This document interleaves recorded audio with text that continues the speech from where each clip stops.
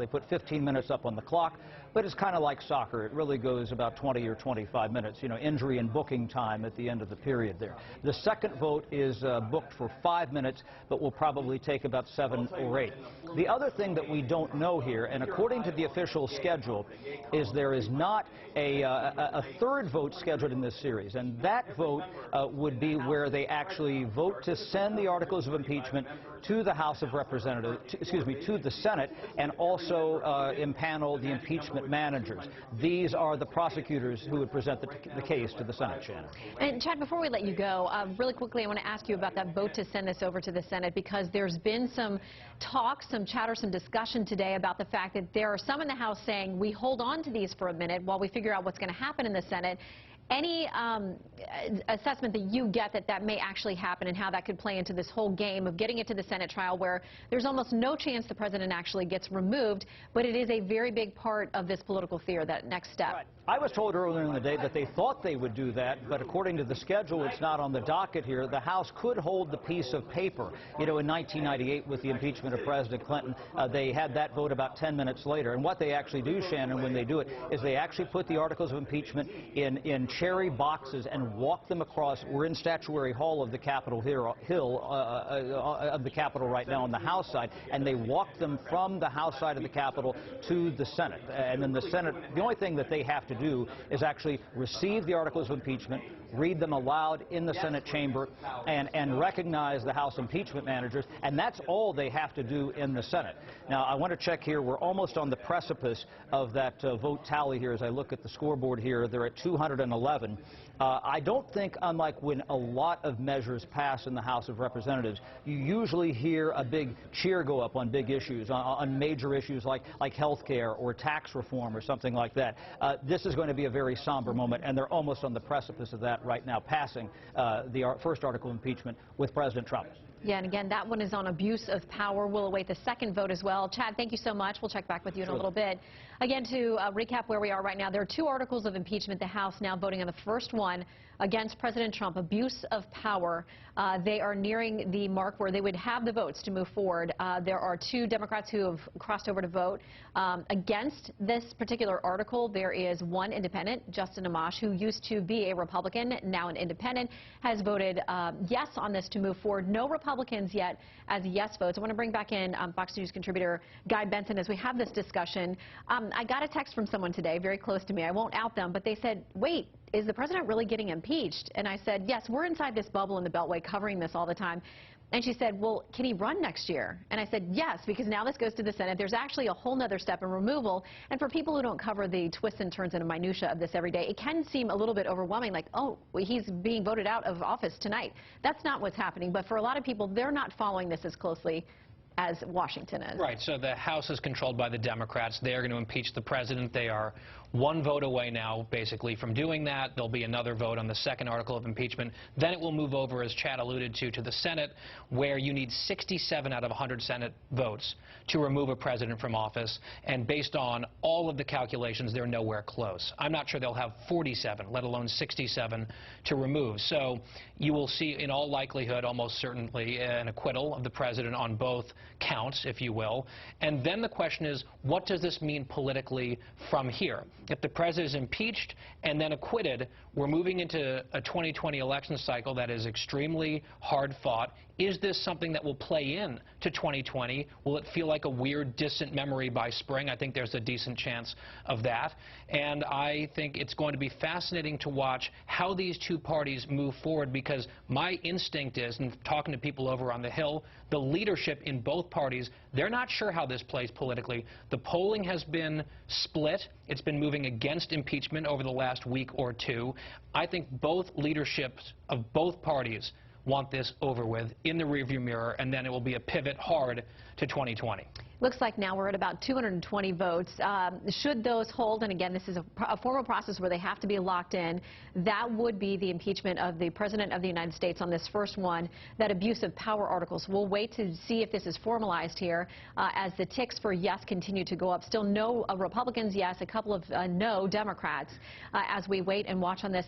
Mike Emanuel over there on Capitol Hill, our chief correspondent there, congressional correspondent. I want to bring you back into this conversation, Mike, because we're now almost certain with 100% certainty that this heads to the Senate.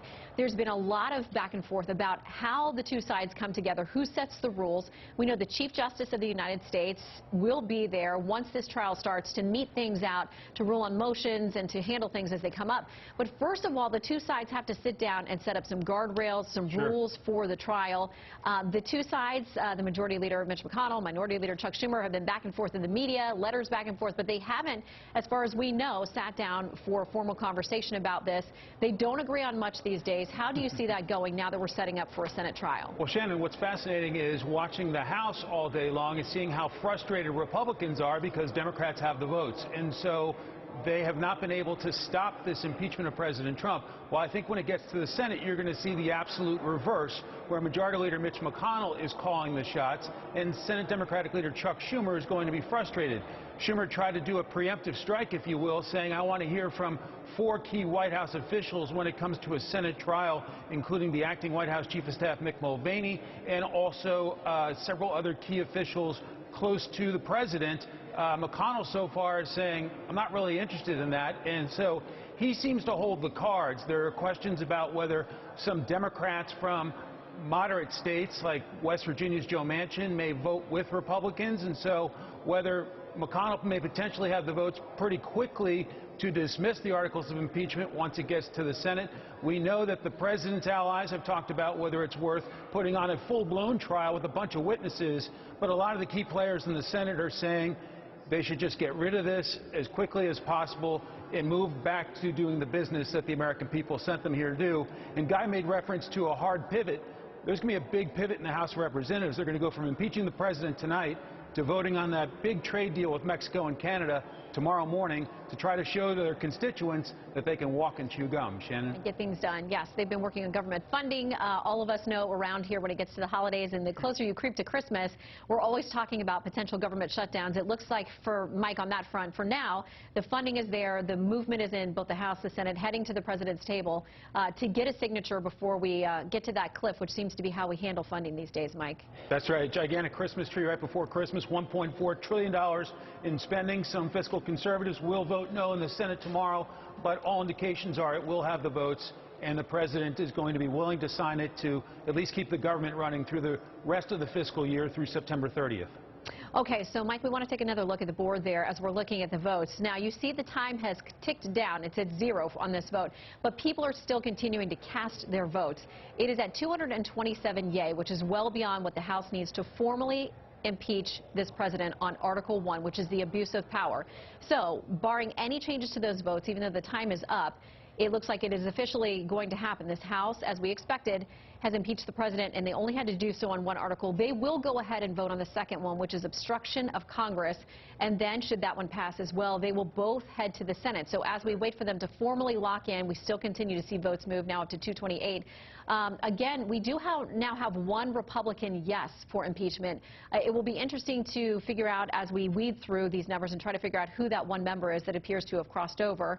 We hadn't heard talk of any Republican publicly saying that they were leaning in this direction. There's been speculation about a few. We'll continue to look at that. So 2 Democrat no's, 1 Republican yes. The independent Justin Amash, a former Republican, is a yes as well. I'm going to bring back Guy Benson on this. As we talked about looking forward to how it works next year, the president is speaking at his rally tonight. Should he address this, we'll take people there live so they can hear his side and his response, because I imagine he's got a few things to say about what has happened today.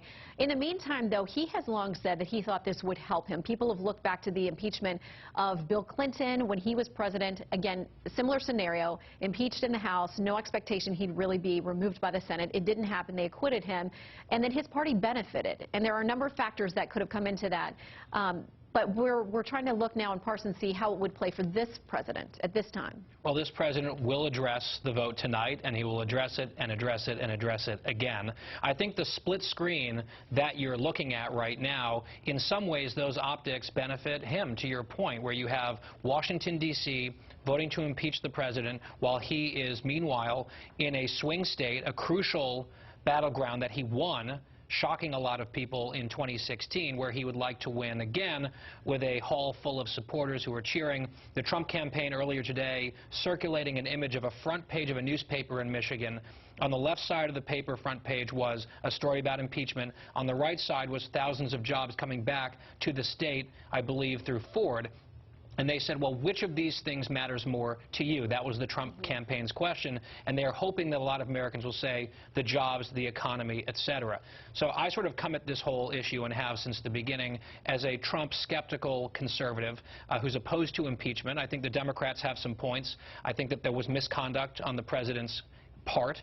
I know that he likes to say everything was perfect, nothing happened here that was wrong. I disagree with that. But one of the questions that has been asked over and over again by Republicans in the debate today is it the proper role right now for Congress to impeach and remove a president who is duly elected when 10+ months from now the people of this country will go back to the polls and decide whether this man deserves 4 more years to remain president and keep the job that he was elected to? Why don't we let a first-term president get reelected or not, rather than going through this wrenching process that Speaker Pelosi did say over and over again has to be bipartisan to be legitimate. It is very much not bipartisan, almost perfectly partisan, as you can see on your screen. Yeah, it had mentioned there was, it appeared, one GOP vote, according to the scoreboard, that had gone up as a yes for impeachment. It has been taken off. We're told that that might have been a mistake. This happens on Capitol Hill, which is why it takes them a little time to lock this down, to formalize it, to make sure everybody has their votes in. So the numbers are there if they're going to proceed with this abuse of power count. There is a second article that is obstruction of Congress. Now, we've talked a lot about this. This is the Democrats saying they asked for specific witnesses and documents, and the White House blocked them and did not turn them over. Guy, you know, a number of these fights have gone to court. They are still pending there. Now, Democrats had said, we need these things. We need these documents. We need this testimony. The hearings aren't until January, but they're moving ahead with the vote, still maintaining they need this information. And they have said, a number of the leaders over there, I think of Congressman Eric Swalwell out of California, and of course the House Intel Chairman Adam Schiff as well, have both said we have a presumption if you don't turn over witnesses or documents that they would be negative for the president, almost upending the idea of innocent until proven guilty. But those things are still tied up in court battles. The Supreme Court has said it will actually take a case with respect to the president's tax returns and whether lawmakers can get their hands on those. So it seems the Supreme Court, the judicial branch, is acknowledging there can be a difference of opinion. Maybe the court will be the way to solve some of these issues. But in the meantime, they're moving forward without having what they told the courts they needed. Right, and they're not actually fighting in court to resolve that issue, right? As you said, the Democrats' position is, if you're not going to give us what we want, we are going to assume that is tantamount to obstruction, and therefore we have another count of impeachment here, the second article that's going to be voted on. I think a lot of the legal scholars that I'm not a lawyer, but I've been reading a lot about this, interviewing a lot of smart people. There is a prudential question about whether the president abused his power and whether or not he did so in a way that is impeachable. I think those are two discrete questions. The obstruction of Congress, the second article, is seen as much weaker for the reason that you just outlined and articulated, Shannon, because the Democrats could have gone to the mats legally and fought for these subpoenas and then waited to see if the White House still said, forget it, we're not doing it, we don't care what you say, we don't care what the judiciary says, we are going to stonewall. That is not what has happened. That process has not been exhausted, and they're marking that up as one of their articles of impeachment that I think is frankly a bit weak. I will make one other point, because people tuning in who are just sort of following this loosely, they may question, okay, abuse of power, what does that mean? One of the terms that was used repeatedly by Democrats for a few weeks, they got some polling back, and they said quid pro quo was confusing to people. This was bribery on the president's part. That's an understandable crime. In the Clinton impeachment, there were crimes that were alleged from a special prosecutor, perjury, obstruction of justice, real crimes. Bribery would be such a crime, but it was named in the Constitution as one of the criteria potentially for impeachment. It was not included as one of the charges against President Trump. They went a little bit more vague and a little bit more narrow at the same time, and clearly it's a gamut that has worked, at least in terms of, as we see Speaker Pelosi, who's taken the gavel, making this thing final, they've got their impeachment. Yeah, and she had not voted. We knew that she was there in the chamber. She didn't make the closing argument, which was done by the House Intel Chair Adam Schiff, who's kind of been the point person on this. So she says Article 1 is adopted. That is officially on the books. The president has been impeached on abuse of power. They're now going to move to that second count that we've been talking about, which is obstruction of Congress. Let's listen in a little bit and see what's going on. The ayes have it. The ayes